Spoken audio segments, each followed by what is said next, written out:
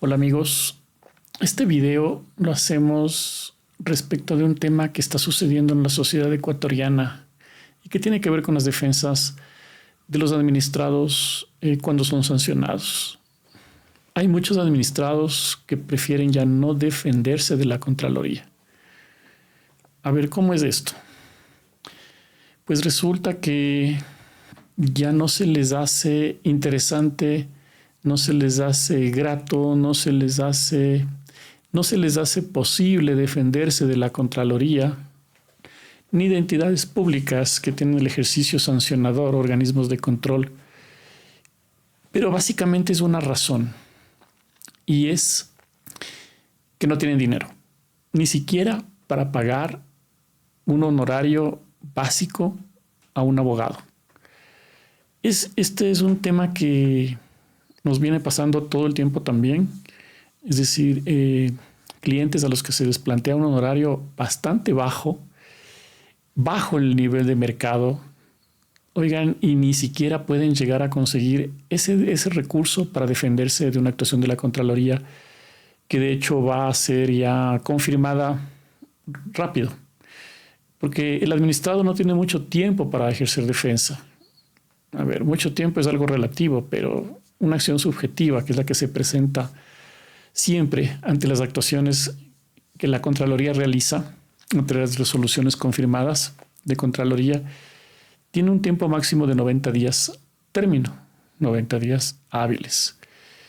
Y tenemos casos, y esta semana hemos tenido unos 2 de estos casos, que nos llaman el día 90, el último día, y nos dicen, ¿sabe qué? No he tenido plata, el abogado que me estaba ayudando, le pasó X tema, bueno, pusieron a un irresponsable ahí.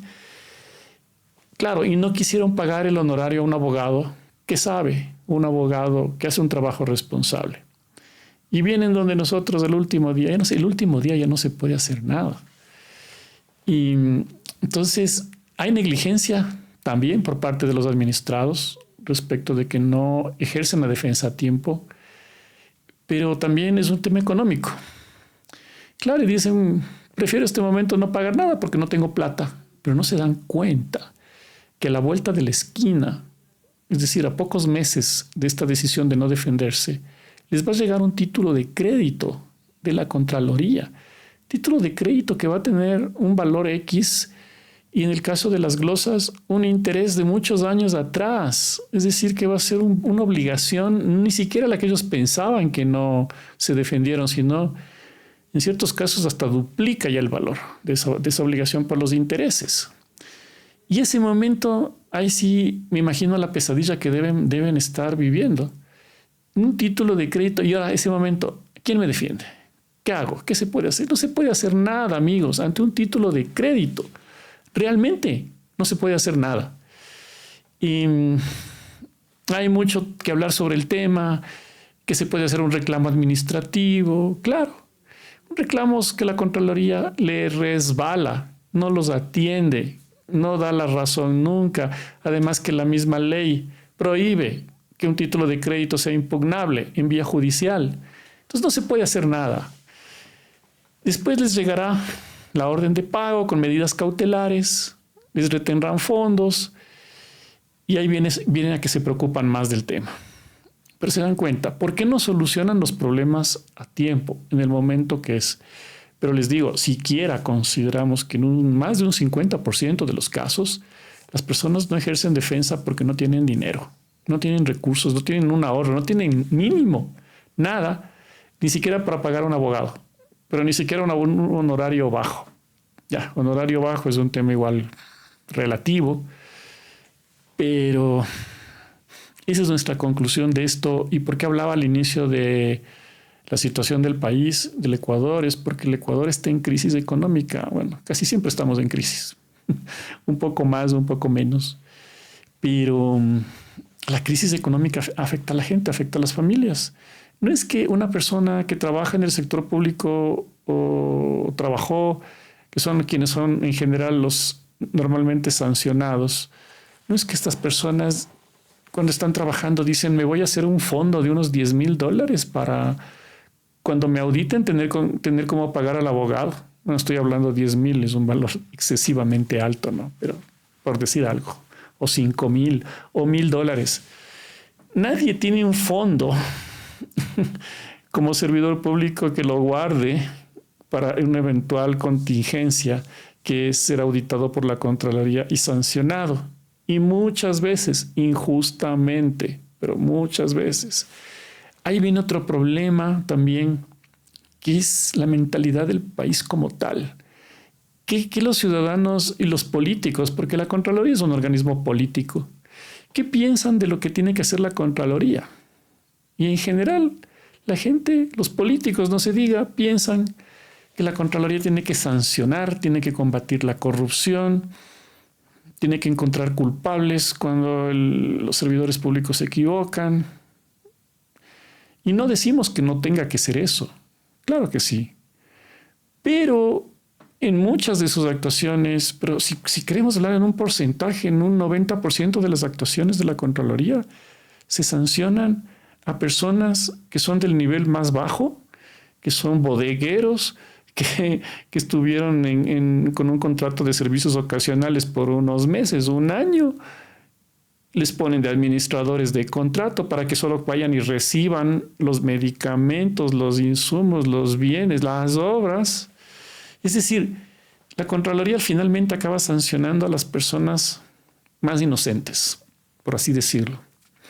Pero claro, quienes toman las decisiones grandes nunca son sancionados porque simplemente ellos no firman nada. No constan en ninguna autorización, no constan en ninguna recepción. El que recibe es el bodeguero, el administrador de contrato, es decir, las personas que tienen un sueldo básico, muchas veces un sueldo básico, $500 al mes, y ellos son los sancionados, lo cual también es equivocado, es súper equivocado. Pero aquí a toda esta dinámica, ¿por qué a qué nos lleva y por qué hemos hecho este video? Que no estamos hablando de jurisprudencia, no estamos hablando de los típicos temas que hablamos, sino es más como un desahogo a nombre de quienes no pueden defenderse.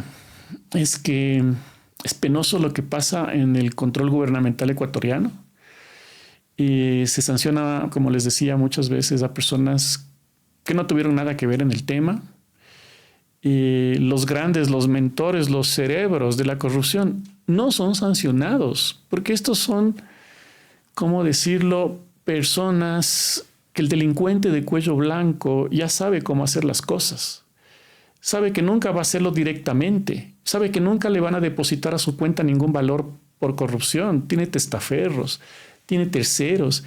Se descubrió en los casos en el Ecuador en los últimos 10 años, como en el gobierno especialmente del expresidente Correa, en esos casos de corrupción inmensos, generaban compañías en otros países, los corruptos, que a su vez pasaban dinero, recibían las coimas en otras compañías y se pasaba de continente a continente. Imagínense si eso además se desmaterializa en bitcoins o en monedas electrónicas. Imagínense, es irrastreable prácticamente. Así es como actúan los delincuentes de alto nivel. Nunca les van a poder ustedes demostrar nada si vamos por el hecho económico. Pero el pobrecito que firmó el acta de entrega-recepción, que se equivocó en cualquier cosa, que le dijeron venga a la comisión técnica de selección de ofertas y seleccionaron al que sacaba el puntaje más adecuado o el menor valor, llega a la Contraloría y ese proceso ha estado viciado. ¿Se dan cuenta? Pero los mentores, los que hacen todo esto, están atrás de todos los bastidores, atrás de las cortinas, atrás del escenario. Esa es la historia de siempre, no solo en el Ecuador, sino en todo el mundo. Y bueno, si quieren que les dé una solución a esto, no la tengo. Más que respecto al tema inicial del video de qué se puede hacer con las personas que no pueden defenderse porque no tienen dinero. Vean, ni siquiera pueden solucionar su problema yéndose a un consultorio jurídico gratuito que lo ofrecen las universidades. Sabemos que hay un consultorio gratuito que es el de la PUCE, Pontificia Universidad Católica del Ecuador, que recibe, entre comillas, casos de derecho administrativo. Casos de derecho administrativo, que es una materia ya de especialidad. Y temas de Contraloría es una subespecialidad de eso, pero una subespecialidad es compleja, de que requiere muchos años de conocimiento, experiencia y trabajo para llegar a ser bueno en temas de Contraloría, especialmente hoy en día que ya no se ganan los casos por caducidades, los casos se ganan por una discusión del fondo del tema. Entonces, si llegara a un consultorio de estos universitarios a llegar a aceptar un caso de Contraloría, yo le doy muy pocas probabilidades de que le hagan bien algo. Porque primero, quien resuelve estos casos no son ni siquiera los mentores, los profesores que están en esos consultorios, profesores de los alumnos, son los mismos alumnos. Son los pasantes a quienes les dicen haga la demanda. Un pasante haciendo una demanda de un tema de especialidad, imagínense, como hablar de un tema tributario, que nosotros no hacemos, del que le tenemos igual mucho respeto a esa materia, por eso no hacemos eso. Y cualquier materia nosotros no hacemos, salvo lo que sea temas de Contraloría. Pero que le pongan a un pasante que recién está graduándose de abogado a hacer Contraloría en un consultorio jurídico es un atentado. Inclusive ni siquiera sus jefes tampoco son expertos en temas de Contraloría. Entonces, ¿qué trabajo le van a hacer? Cualquier cosa. Pero eso les digo, ni siquiera los consultorios jurídicos aceptan este tipo de casos, salvo el que les mencioné.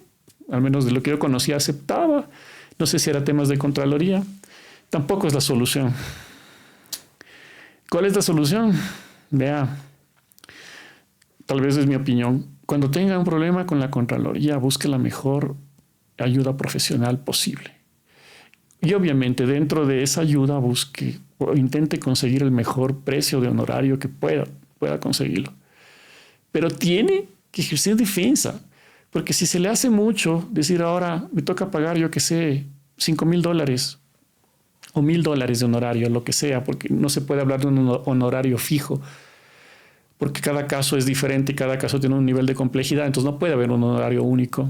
Pero cualquiera que sea este honorario, si la persona no está dispuesta, así sea, endeudarse, hacer un préstamo pequeño para pagar esto, y hemos tenido clientes que sí han hecho préstamos para pagarnos, préstamos pequeños, y si no está dispuesta a hacer ni este esfuerzo, a la vuelta de la esquina va a perder. Puede ser que pierda la mayor parte de lo que tiene, todo lo que tiene, deje a sus herederos en un problema que no tiene resolución, porque si la glosa es de cientos de miles de dólares y hay glosas fácilmente llegan a esos valores, hay muchas otras también de millones de dólares. Es decir, usted vaya que le deje a sus hijos una glosa de $200,000 de deuda que con intereses cada año sigue subiendo. En 10 años ya son $400,000 por no haber querido pagar un honorario. Que sí, tampoco es que los honorarios son baratos. Esos son juicios largos de 5, 10 años. Entonces, pero por no hacer ese pequeño esfuerzo, después están sin casa, sin cuentas bancarias, después cambian, ponen a nombre de otras personas todo para evitar pagarle al Estado la obligación, lo cual también es incorrecto. Bueno, eso es discutible. Y les dejan a sus familiares con la obligación una vez que fallecen los titulares de la obligación. ¿Se dan cuenta? Entonces, no sé, de pronto alguien estará viendo este video y le va a llegar esto. Entonces, no solo hay que ejercer defensa, tiene que ejercer defensa, especialmente en montos grandes. Montos pequeños, yo sí les digo, paguen. Montos grandes, tienen que ejercer defensa.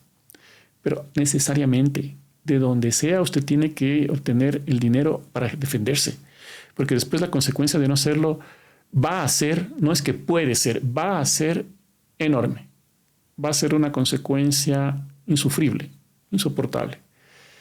Entonces, ese es el asunto que queríamos tratar, que queríamos conversar, hacer un video, no de temas que les interesen a los abogados no les interesan los problemas de los clientes, pero a nosotros nos conduele ver la situación de las personas, claro, y una Contraloría que sanciona indiscriminadamente a quien se le cruce en el camino. Ese es otro tema de una demanda que recién hicimos de una cliente.